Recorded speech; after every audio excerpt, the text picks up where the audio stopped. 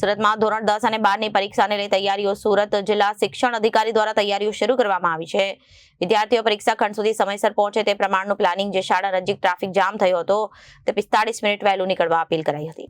સુરતમાં ધોરણ 10 અને 12 ની પરીક્ષાને લઈ તૈયારીઓ કરવામાં આવી હતી। સુરત જિલ્લા શિક્ષણ અધિકારી દ્વારા તૈયારીઓ શરૂ કરવામાં આવી હતી। વિદ્યાર્થીઓ પરીક્ષા ખંડ સુધી સમયસર પહોંચે તે પ્રમાણનું પ્લાનિંગ જે શાળા નજીક ટ્રાફિક જામ હતો અને 45 મિનિટ વહેલું નીકળવા અપીલ અને જહાંગીરપુરા ડબોલી બ્રિજ પરીક્ષા સમયે એક તરફનો બ્રિજ ટુ વે કરવામાં આવશે અને પરીક્ષાઓ માટે લેવાયો નિર્ણય। સુરતની 561 શાળામાં પ્રશ્નપત્ર મોકલાશે જેને લઈને સુરતમાં 14 ઝોનમાં તૈયારીઓ કરી દેવામાં આવી હતી અને 14 સ્ટ્રોંગ રૂમ બનાવવામાં આવ્યા હતા।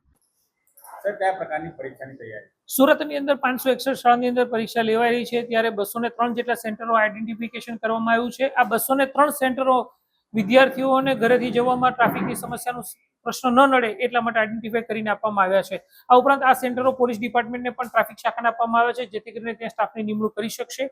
આ ઉપરાંત 561 શાળાના લોકેશન QR કોડ પર બનાવી અને દરેક શાળાના વિદ્યાર્થીઓ સુધી પહોંચાડવામાં આવે છે। જ્યારે હોલ ટિકિટ વિદ્યાર્થીઓને આપવામાં આવે છે ત્યારે તમામ બાબતોથી વિદ્યાર્થીઓને અવગત કરવામાં આવે છે।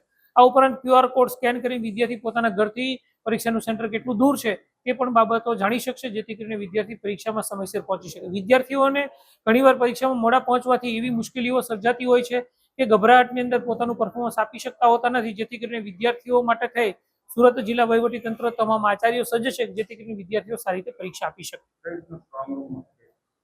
સુરતની અંદર 14 જેટલા પરીક્ષા સેન્ટરો નક્કી કરવામાં આવ્યા છે, ઝોન નક્કી કરવામાં આવ્યો છે જેની અંદર 9 SSC ના છે અને 5 HSC ના નક્કી કરવામાં આવ્યા છે જેની અંદર સ્ટ્રોંગ રૂમ બનાવી દેવામાં આવ્યા છે। તેનું લાઈવ સ્ટ્રીમિંગ મારા મોબાઈલની અંદર પણ હું જોઈ શકું છું। આ ઉપરાંત ગાંધીનગર કક્ષાએ માધ્યમિક શિક્ષણ ઉચ્ચતર માધ્યમિક શિક્ષણ બોર્ડમાં પણ જોઈ શકશે કે પ્રશ્નપત્ર ક્યારે સ્ટ્રોંગ રૂમમાંથી કાઢવામાં આવ્યા છે, પ્રશ્નપત્ર માટે સ્ટ્રોંગ રૂમ ક્યારે બંધ કરવામાં આવ્યો છે, બધી બાબતોથી અવગત થઈ અને ત્યાં ગાંધીનગર કક્ષાએ પણ જોઈ શકશે।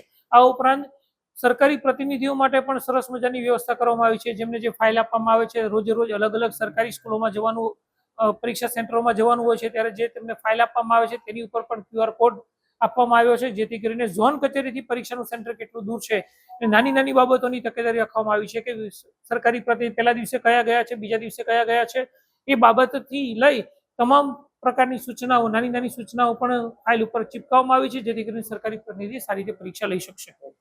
Bureau report Janadesh news.